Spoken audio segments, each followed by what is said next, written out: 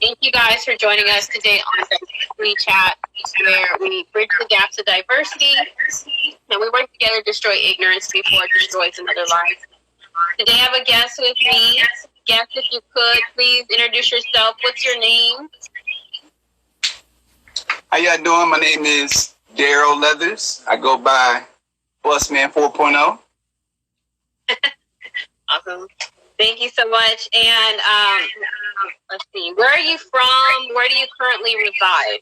Those are two questions. Okay. I am from Washington D.C. And I'm currently in Washington D.C. now. And I just came back from China, so.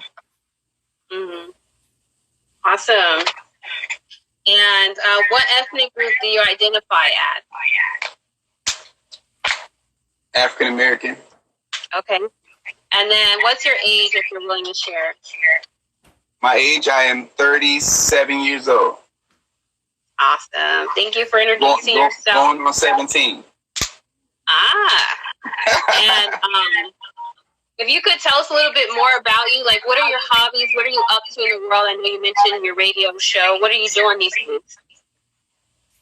Outside of this pandemic, I'm basically just, I guess you can call it reflecting and refining the things that I'm doing. So basically, I'm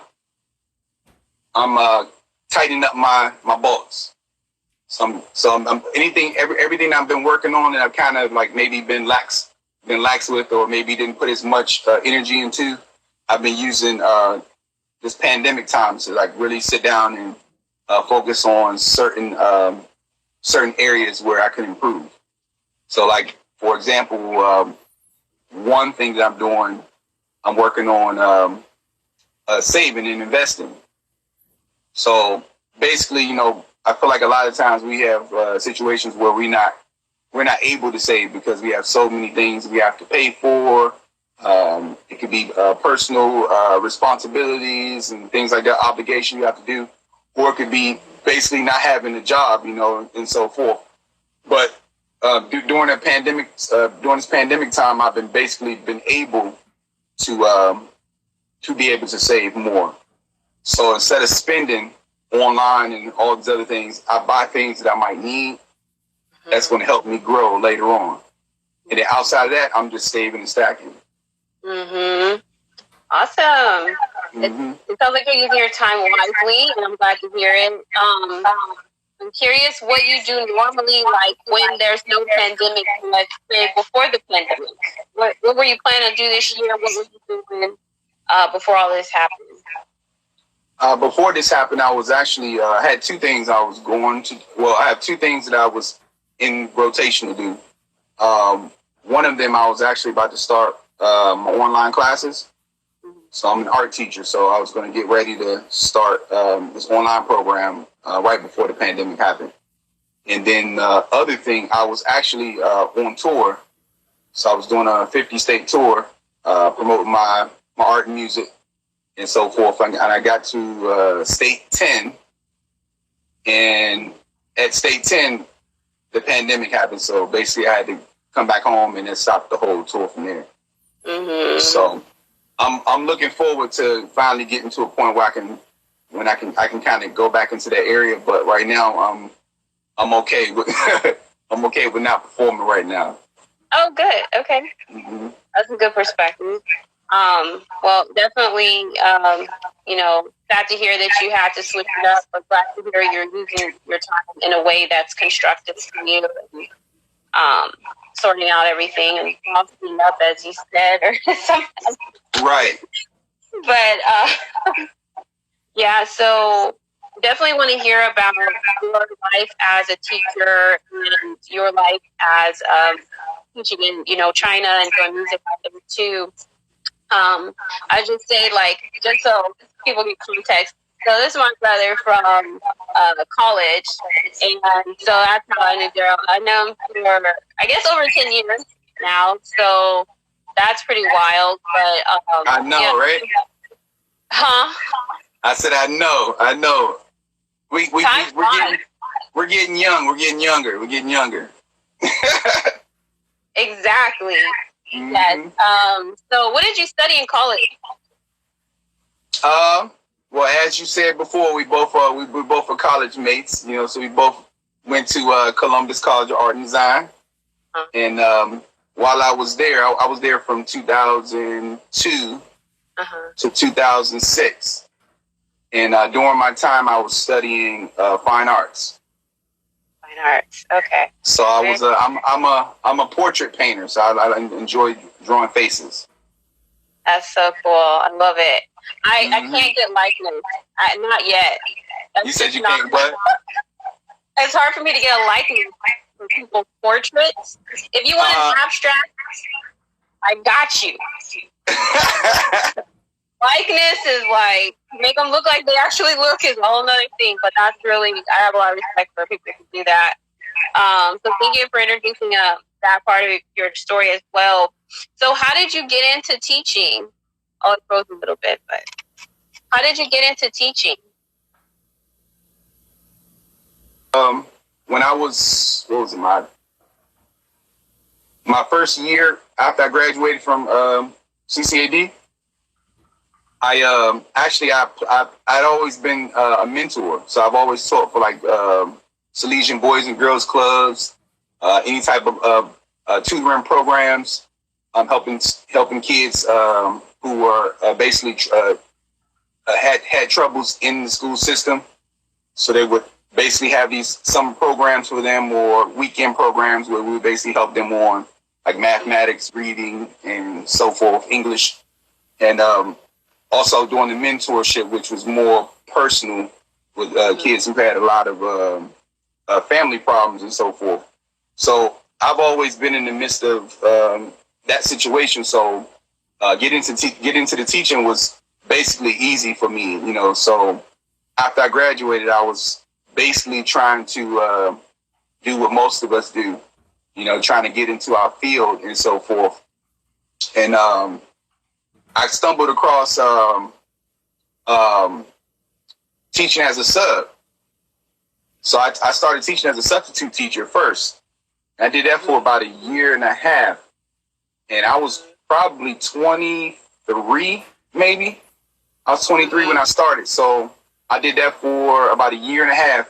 Probably taught at probably over 100 schools within that year and a half. So like that was like one of the most like accelerated, fast, like great experiences for me because I was able to touch all these different subjects, but still do a lot within my field as well. I had like a lot of my classes I was teaching like long-term art teaching classes were teachers who maybe had they left for maternity leave or they had like some type of sickness or illness. They was gone for a month or two. So I would have these long-term classes where I'll be teaching for 2 months, teaching what I love to do. So I was like, that was like really amazing to be able to do that and then be able to leave it and go somewhere else and to kind of see what type of, see different schools and different diversities within the school systems. Sometimes it'd be an all black school. Sometimes it might be an all white school, or it might be a mix in between, you know, from a poor, upper class, middle, and so forth. So it gave me a lot of quick balance to learn how to operate within the school systems. And then from there, I ended up landing a 1 year long-term art teaching position. And that basically started me off where I decided to go into teaching. Okay. And I've been teaching basically ever since 2007. So 2007 is when I landed that first year as an art teacher. And I've been teaching from 2007 to basically 2019 going to 20 for the pandemic. That's commendable. Wow. Do you feel like being able to see the way other schools have their programs developed is what's enabling you to be able to develop your online program? So like this is the thing when you like for example, when I was teaching as a sub, one thing that I appreciated about it, because for example, if you work at let's say you work at this McDonald's, you only see that McDonald's for what it is, but you can go across the corner, you can go up the street, you can go 5 miles up the street somewhere else, and they have a whole different display of that same thing. Whether it's good or bad, or it could be one is low poverty and one is high quality. So by me doing the substitute teaching, I was able to go to different school systems, and I was able to see like, oh wow, they're putting a lot of money into this program of this school versus this school. So this school had a lot more resources, or a lot more electronical resources, versus this school who was still working on chalkboards or had kind of destroyed type textbooks and so forth. So that right there kind of helped me out, because I was able to see like, oh wow, they have these things are available. And if I was to go into these areas, for example, let me give you an example. I went to one school and they had like all digital chalkboards, digital smart boards, digital computers. All the kids, every student had their own computer that they could, not only they can work with at home in school, but they also could take it home, do whatever they want to do with it for that whole year. Versus going to another school where they had computers, but that computers was only in one area, and they could only use them in that area. And those computers was locked onto the desk so that no one could take them with them when they were finished. So that let me know that that at that moment of what was going on within the school system, that a lot of stuff was becoming digital, where students would be able to do a lot of their work online. So that's how I got into online teaching later That's really on. awesome. Oh, well, I love that you're paying attention to all that, so you can follow trends and be ready and stay ahead of things. Oh yeah, you have to. So, yeah, it sounds like, well, I've seen a lot of teachers on like social media stuff complaining about teaching online because it's been hard for them to transition, but you sound like you're ready and you've been preparing for this, so that's pretty awesome too. Well, you gotta think, at the end of the day, most kids, if you think about, like, for example, like this generation, this generation is glued with a device. So that's their common thing that they do on a regular basis. Just like we eat and sleep and we do what we do, they doing the same thing, but they're doing it virtually. They're having conversations virtually. They're creating relationships virtually. They're creating money virtually. They're learning virtually. So, in a sense, I picked up a long time ago, which is a blessing for me, because it helped me out to be a much more well-rounded teacher. Because a lot of teachers, like you said, they get frustrated because they're not able to accommodate or to catch up to what these students are doing. So these things look like distractions, but in actuality, it's not that they're distractions. Is that you have to be able to utilize those strengths that they have right there, which is technology, and be able to utilize it in the classrooms effectively. That's the key. That's the bridge between the two. So I'm all up for trying to better myself and to see how I can be more useful in the classroom, whether I'm in the class or online doing a virtual class. Like I feel like that. You said what? Go ahead. Sorry. No, I was just saying that basically I feel like that the virtual side versus the physical side, I don't feel like that should be a crutch, or it should be a reason for not being successful within what you do. You have to learn it, just like the old elders. The old elders got to learn how to use the cell phones. Yeah. Either do it or you get left behind. That's how I feel about it. It's going to progressively go regardless of whether you're ready for it or not. So you might as well go ahead and start to learn some of these things and see how you can utilize it towards what you want to do. That's really great. Hopefully that's some encouragement for some of the teachers that are struggling right now. It was going to happen anyway. Technology is always going to keep advancing, so it's going to happen anyway. It sure is. It sure is. And a prime example right now, and it's very, very interesting. But I was talking about this before with my sister, because my sister does homeschooling with her kids. But she's been doing this. She's been doing this as a lifestyle for years. So it's not anything because of the pandemic and so forth. But my kids was doing homeschooling last year for a whole year, and that was basically because of transitioning from one school to another school and location wise, moving from one state to another state. But make a long story short, they're now about to go back into the school system. But the whole idea that, look at the pandemic right now, these schools are not even opening up. So now you're really seeing a flood of parents who have to make a decision whether or not they're going to keep their kid in school or do homeschooling as an option. And the good part about it is a lot of these schools already have the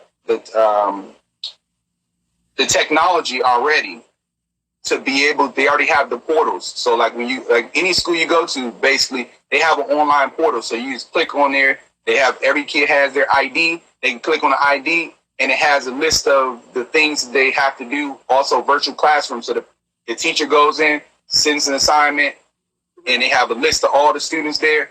And as the students are finishing the work, they click that they're there and they're present, and they send the file just like you send a file in email, and that file sits right there. And I can grade the papers right there. I can send my comments and so forth. I can talk to that person on a private DM, and if I have an issue with that student, or if I need to address something with a parent and so forth. So these things are definitely available. It's just a matter of how to go about it. So like I kind of like I appreciate it because I was like through this pandemic, it kind of made me realize I was kind of prepared for it already. Yeah. And a lot of parents are not prepared. They're not prepared for it. And I don't blame them because it's a scary thing to realize that that might have to be an option for a while. That's true. But I think it's a good thing because sometimes some parents it might be a good thing for them if some kids might excel doing homeschooling. So that's also can be a benefactor for some students as well. That's true. What would you say is one of your the main benefit or one of the highest rewards for you of being a teacher?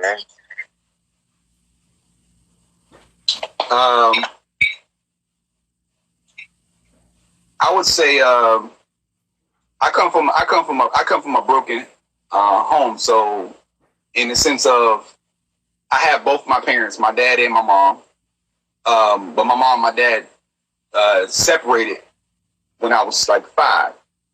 So I lived with my mother, and then I've also had to move and live with my grandmother with my mother because she couldn't afford by herself. So we stayed with her for a long period of time.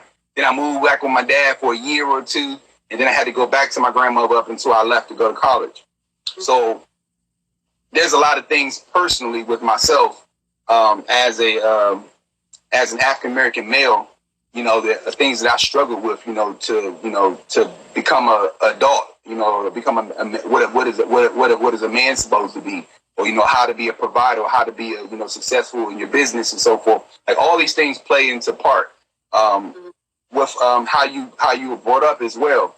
When it comes to finances, when it comes to saving and so forth. I'm just learning how to save right now, and that's a sad thing. It's sad in a lot of ways. To be 37 and learning how to save, but that's not. When I say that, I'm not saying it as anything down to downplay it, because I'm sure a lot of people are dealing with this right now. So, but it's just to show that sometimes like we have to we got to kind of go back a little bit to kind of see like what are some of the things that maybe might have some influence of how you operate today.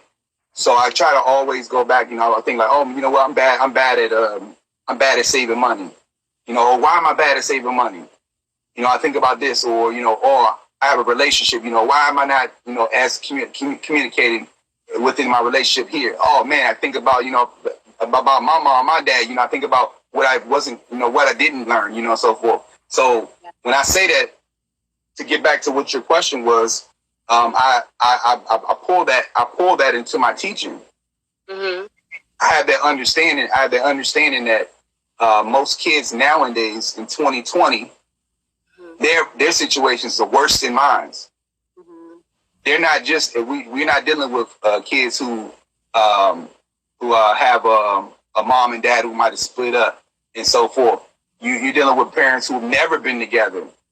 They might have just been a situation and they had the kid, and that kid is growing up in that environment, so they don't have that. They're not having both parents that's helping them with these certain basic skills that's needed in the school environment. So a lot of times teachers are put into a situation where they're becoming the parent, and they are stressed out in that because of these situations. So what I'm saying is that basically when I teach, I always try to remember that even though I'm teaching, I'm gonna have to be a mentor. I'm gonna have to be a parent to some extent. I'm gonna have to be a role model, or I might have to pull that kid to the side, or I might have to talk to that person individually because they might have an individual situation that they need to get through first before they're able to learn. And I feel like a lot of teachers have to have that mentality, even though they might not want that responsibility. But it's very vital that teachers who are in the systems nowadays, that they become a little bit more personal with each one of their students to be able to break through to them so that they're able to learn. That's solid. Yeah, I agree. And like you said, there's things that kids are going through. So you gotta. Sorry, can you hear me? Okay. Like you were saying, there's things that kids go through just like adults go through. So to be able to have individual, respectful conversation and deal with whatever they're going through so that they can learn is really key. And I love that you said that. Well, let's talk a little bit about how you ended up in China and how long you were there, what you were doing out there, and everything like that. Okay, so I decided to go to China in 2013, the beginning of 2013. And I think it was one of those things where I felt like I was okay with what was going on and so forth, but I felt like there was a lot more that I could do. And in my situation, it was more or less like I'm a very adventurous person. I like to travel. I like to do these things. Even with my school, and I had to travel to go and do that. So like everything I've done has been, in some ways or form, traveling to a new destination, new place, which kind of goes into my. I don't know if you see that right there, my little bus emblem up there. That's my brand right there. But that's me. You know, I like to travel. I like to network with multitudes of people from different walks of life, and to find a way to bridge that gap. But we're all going the same. Like the bus, we all go in the same destination. We all got different stops. We all got different things we do. But in the same sense, as long as we stay on the same path, we're gonna get to the same place, right? You can take that spiritually or physically, however you look at it. But basically, you know, I just lost my train of thought. I got caught into that little. I do that.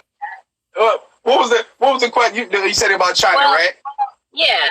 That's what it was. Okay, so yeah, I was sitting down one day, and I was talking to my wife at the time. So I'm divorced now, but my wife at the time, she was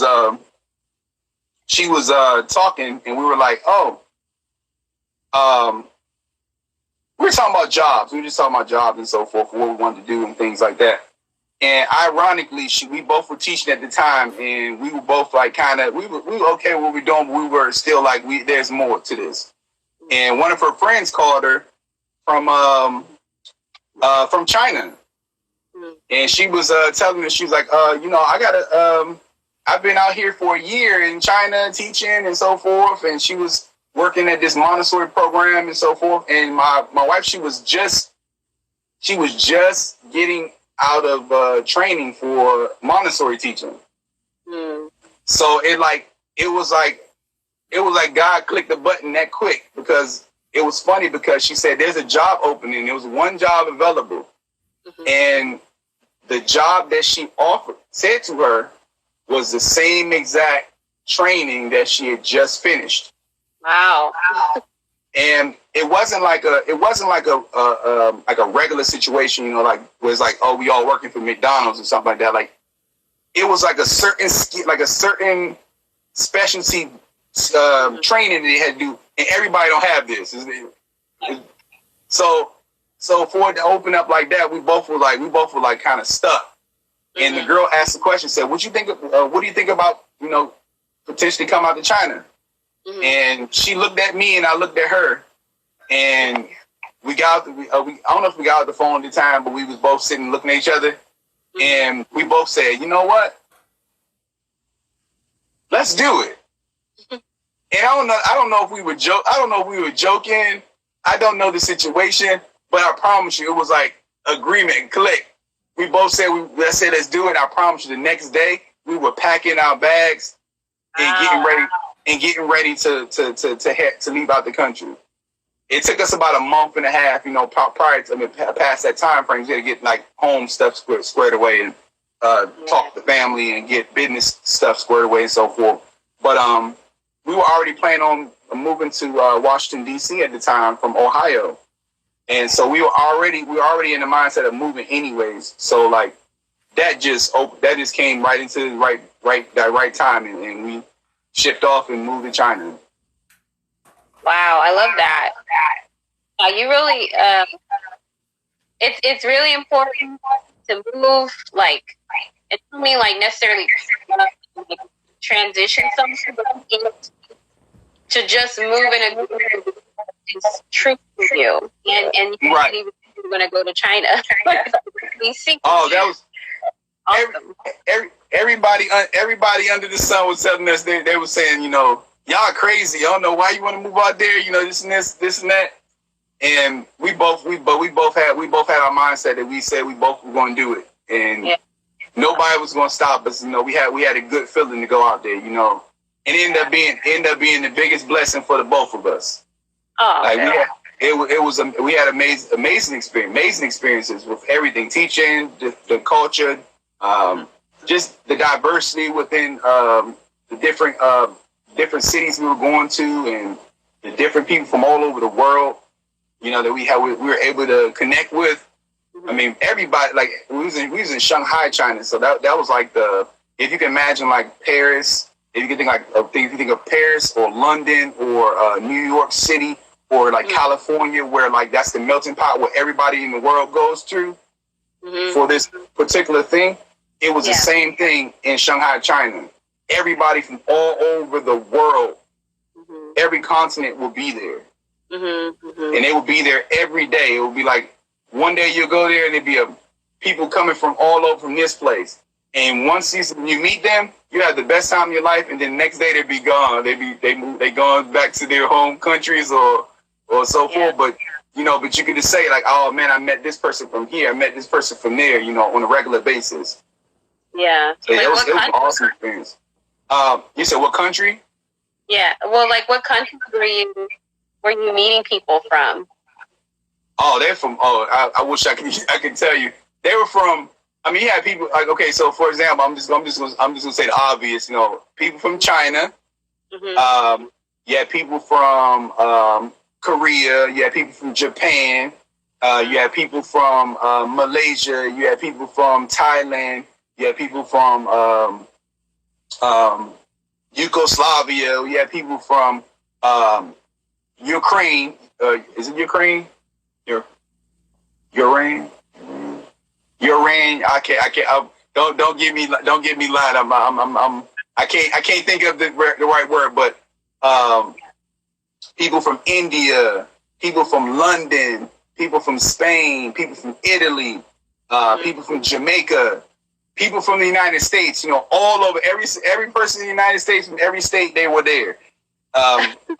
People from Spain, Brazil, Belgium, I can keep on naming them. They were there. And the funny part was I can probably name a person. Yeah. I can name a actual person for each one of those places because I was good friends with most of them from all over the world on a regular basis while I was living in China. Either I was working with them, or I was good friends with them, or we did work together, or we did music together, or we taught together, or we went to the same food places, or we went to the same libraries, like whatever it was, we connected. And I would say the great part about the traveling aspect of it was, when you go out of country, especially like China, since that's the place that I was living in, so I'll speak mostly in that respect. But most people who were traveling there, I feel like they were traveling there with a purpose. They weren't just there just to be there. They were there for whatever they were traveling there for, or whatever business they were working there for. Everybody was productive. So when they came to the city, everybody had the same kind of mindset. They were go-getters, or they were doing something productive, making money, or doing what they love to do. They had some type of creative hustle, and they had their job. They were. I can't explain it. We both know. We both from the States, and we both know. Sometimes even with our circles, you don't have. You might not have that You might not have that type of large palette of people who are all doing the same thing. And it was amazing. It was an amazing experience, to be honest. I was out there for 7 years, so that kind of lets you know a little something. Yeah, worth staying. That's really cool. Well, I know we come to our past our 30-minute marker, so I'm going to do my closing, and then if you have any encouragement, please do share it. Especially with diversity. I know that you're a very positive person to chat with you. I actually haven't talked to you in like 10 years, but right. It was easy to talk to you. It was not I talked to you today. I always appreciate that. So I hope you stay positive, keep bringing light wherever you go. I know that's what you do, and that's awesome. And so thank you guys for joining us on Diversity Chats. We talk diversity, destroy ignorance before it destroys another life. Thank my guest, Daryl, Busman 4.0. Did I say it right?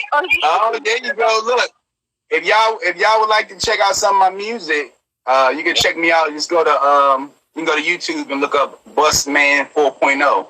So Busman Busman 4.0, and you can find me on YouTube. I'm also on IG as well, so you can look up Busman.4. And your thanks, Janice, for your comment, and your two little who has a YouTube video. I know you posted about that. Oh yeah. I keep my I got my son. Oh man, I wish I just sent my son his award. He won an award for his music video called "Want It Back" on YouTube. It's through Guts, and he's about he's almost at 3 million plays right now. That's so I had to send it. I had to send him his award. He hasn't seen that award since he was when he did that video at the age of 6. He's now 13. Wow! And I just gave him that award. Wow. And I wanted to do that because he was like he's doing so much. He's doing so many excellent things as far as like his education. He just got skipped again. He skipped twice, so he's about to he might be about to graduate high school at 16 or 15. I don't know. At the rate he going, I'm kind of scared. I'm like, oh, I'm not ready. I ain't ready. I'm not ready for that. But he's really excelled in his academics and also in his creative endeavors as well. And I was like, I need to send you just something that you might not even realize what you had did when you were 6 years old. Like you might know about it, but you don't really understand it. So I was like, let me go ahead and sing you this award because you won in 4 different countries at the age of 6 years old. And I was like, and I've been having this sitting around, and I was like, you know what? I'm gonna go ahead and send this to him so that he can just kind of see, see some of the blessings, some of the things you can accomplish in life. As long as you stay focused and you do what you need to do. So I just sent him that. So yeah, my son, I'm kind of excited to see what he has cooking up. He's about to do something real great, and I'm looking forward to being a part of it. That's awesome. Mm-hmm. And thank you, LaQuisha, for the opportunity to talk with you. Of course, I enjoyed this. Honored to speak with you. And all your kids are really smart because they have 2 teachers. They got 2 teachers. Right. Mom and dad teach them, so I'm sure they're all doing good.